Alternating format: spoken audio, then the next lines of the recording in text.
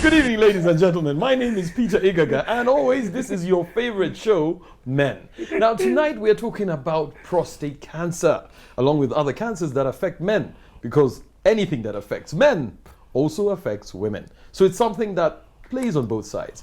Now, with us tonight, we have, I'll start with the lady, beautiful Belinda. How are you? I'm very fine, thank you. How are you? You know, you have been with this show right from the beginning. You've been a critic, you've been a friend, critic friend, and now you're here. So it's good to have you here. Thank you, Peter.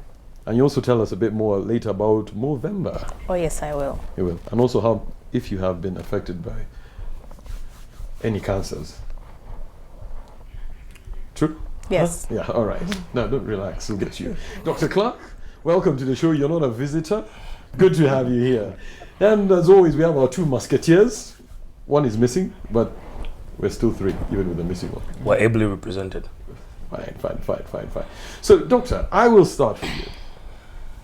There are a lot of myths, especially about cancers which concern men, because a lot of men, and I'll say in Uganda, live in denial where cancers are concerned, and always look at it like, you know, because there's a lot of talk about things like cervical cancer and all that. Basically, cancers around women.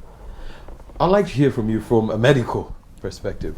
What is prostate cancer? Prostate cancer, it affects a little gland at the base of the urethra, which is the tube basically leading from the bladder. And that gland, as men get older, that gland generally just enlarges. It's called benign prostatic hypertrophy. So you see people, men as they get older, have a little more difficulty passing urine and stuff. And then so sometimes people go and get an operation and kind of core out the center of the prostate. So that thing's kind of normal. But also as men get older, they get microscopic deposits. They can get microscopic deposits of cancer in that gland. And then that gland, then those, if it goes on, it can seed into the bones and into other parts of the body. Now, the prostate cancer affects men generally in the age group of 50, 60, 70, 80. And as you keep going up the decades, your chances of getting prostate cancer get higher. Yeah. So the number of men in their 80s with prostate cancer, I can't remember the figures actually, I'm such a generalist now, but it's quite high, it's quite a good percentage. The number of men in their 50s with prostate cancer would be relatively small, but it definitely occurs. Yeah. So that's basically prostate cancer, and it's a slow growing cancer. Which actually is a bit worse because slow-growing cancers are harder to treat than the fast-growing ones. The sad thing about the whole prostate cancer thing is most men are not worried about getting it because of passing urine and all that. The biggest worry is a lot of people believe that once you get prostate cancer, you cannot, you basically, your sexual activity is gone. You'll become impotent with prostate cancer? No. The treatment of prostate cancer can be to remove the prostate, and there's been various treatments of prostate cancer. You know, you can do radiotherapy. You can do there's just various treatments. Now, if you do an operation called a radical prostatectomy, which some people have had carried out, it could affect the nerves. You could get a nerve for erection in that, and so therefore that could mean a person could not get an erection, so I suppose they would be impotent. Yeah. However, even that, I had a friend actually, and he had prostate cancer quite young. So the guy, he's gone back to the UK now, but he lived in Uganda for some time. And he had prostate cancer, and he'd had this big operation, what we call the radical prostatectomy, and it had affected his nerves. The nerves, not his general nerves, but the nerves, and he couldn't have an erection. But he could. Are you allowed to sue your doctor? No, he actually could get. Well, he would rather be alive than you know. However, it was overcomable, and he had some injections. So very small needles, I say very very fine needles, and when he wanted to, as we say here, play sex, he would inject. He had to inject in the base of the penis, and he would have an erection then, and he would he would be fine. Commanding performance. Well, It would be one way to put you off. You'd have to decide. Yeah. Okay. But Ransom, now I want to hear in your words. There are a lot of people, and I'm sure you've got friends, who either have relatives, or possibly they themselves have been affected by it. What is your take on it? Look, you know, I think it's sad that people sort of fear talking about it. You know, back home, it seems to be contagious amongst politicians. I mean, it's like every other politician. It's true. All the politicians, ministers and whatnot. It's as if there's this bug going around. But it's brought a lot of attention to prostate cancer back home. So you know, we're a little bit more aware of it and a little bit more inclined to talk about it, because it's always being talked about. There's always some big wig that has gone off somewhere to have thing, or has died as a result.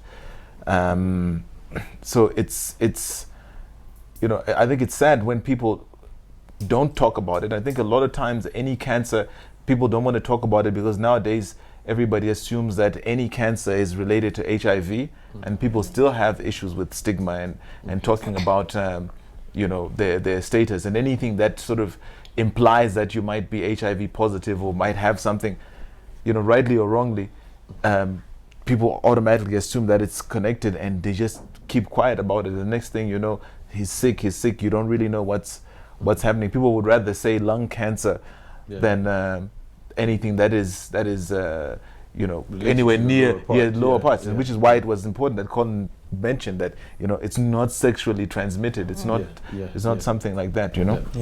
That's true.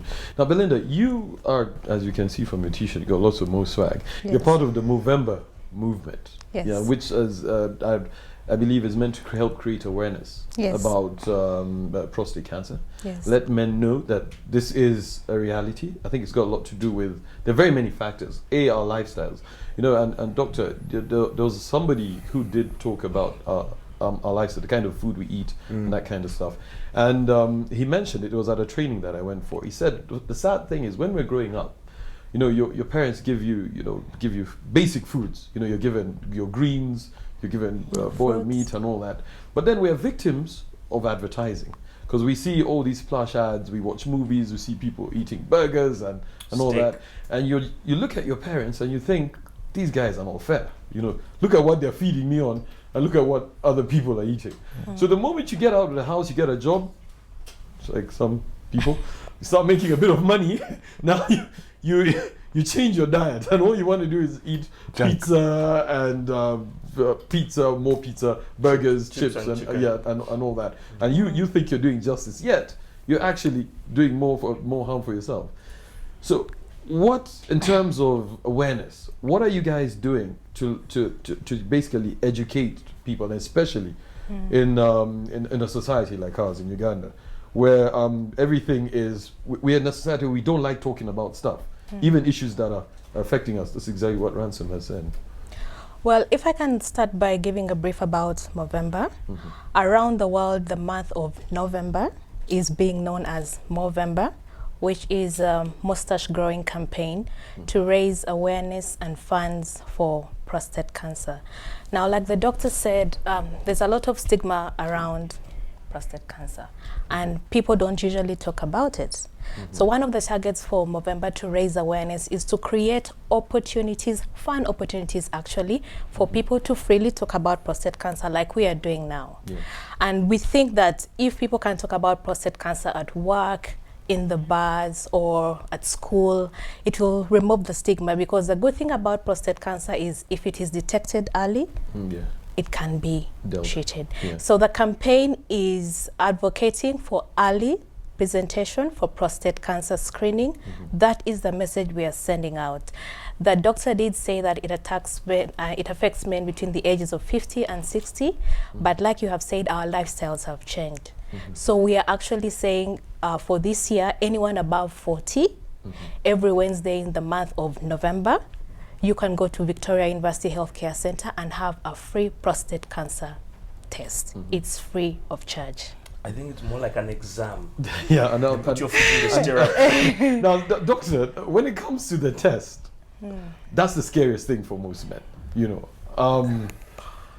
how do they examine the prostate? Medically, there's quite a bit of controversy, I think, about the testing for prostate cancer. The thing is that it's because of early detection, and you're right in that a lot of the ordinary people are not the ones going for the early detection, but it's the guys who have the means So it's the higher level people, that, maybe the politicians or the people who are a bit more well-to-do, and they're going for these checkups, and then they're discovering early prostate cancer.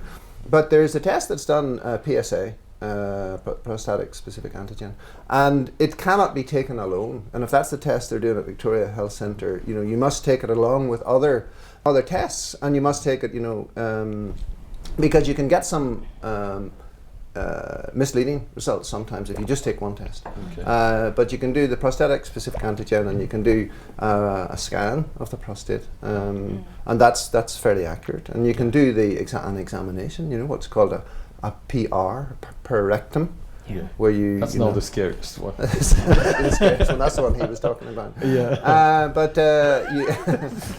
So you need to take all these things together in terms of the diagnosis of prostate cancer. But I think that in the Movember, actually my son Sean grew this terrible handlebar moustache last year. This Movember thing. Was it just started last year? How long has it been? Yeah. So it's good to increase the awareness, but it's a complicated cancer. Yeah. And it's nothing to do with HIV. It's nothing to do with all that. Now, Colin, and on your side, now, unfortunately, a lot of young people your age, My age? Yes, your age.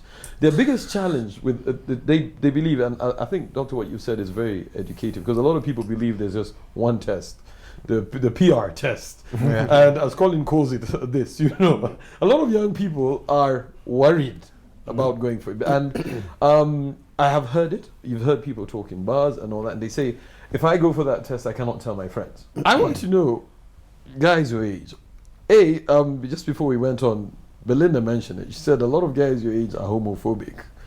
Would you go for that test? You said a lot of guys my age do not like rectal exams. Do you think a lot of guys his age like rectal? Oh, his age. Can I answer? I think as you get older and you realize the fact that you might be in danger of getting it, then the fear of it, and maybe the being secure in your own skin, might help. It's talking about the insecurities that young people like yourself might have. Yeah, and if I may add, if I can speak on behalf of women, we are advised to do breast examinations for breast cancer and cervical cancer every year. They are not very comfortable tests. Believe me, they are not very comfortable. But it is better to do the test.